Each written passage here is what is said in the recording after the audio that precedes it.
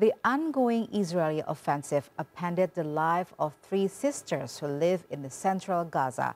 This is not the first time that their family has faced death, destruction, and mass displacement.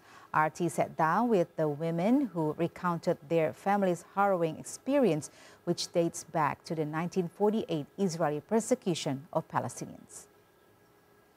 I felt pain and humiliation.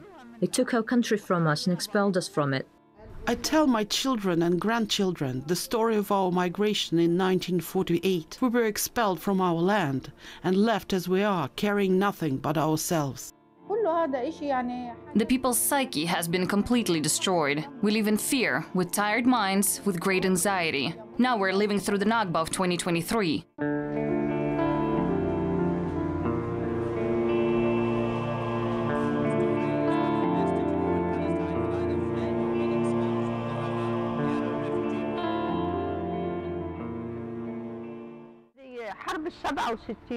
On the 5th of June 1967, the Jews entered the country.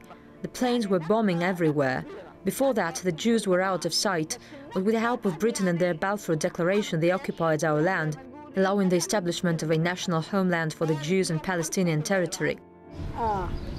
We were told the Jews stormed the town. That night, they told the women and children to go outside. My mother carried my brother Nimr, and we hit the road. We spent about a week sleeping in the plains.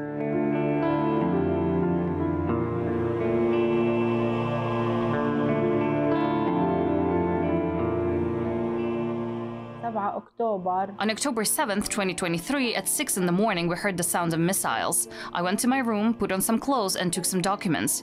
My sons and daughters began to wonder why I was doing this. I told them that something was going to happen to us that had never happened before. There would be war against us, a very fierce one.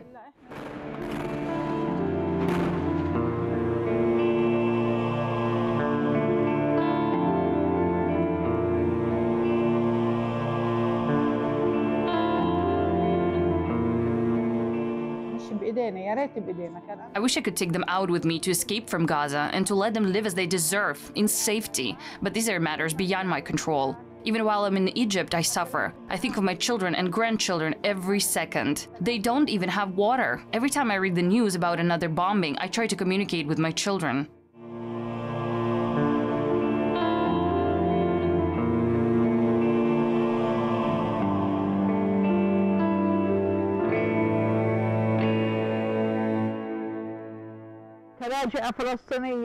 I hope one day we'll return to our country and assume our full undiminished rights.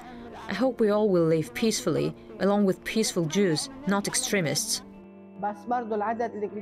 This catastrophe is more deadly than the Nakba. Back then, in 1948, my family left their home and did not return.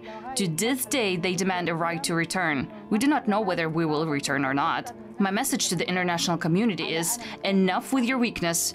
Look with compassion at the women, children, and the elderly. Stop with your weakness and stop this war.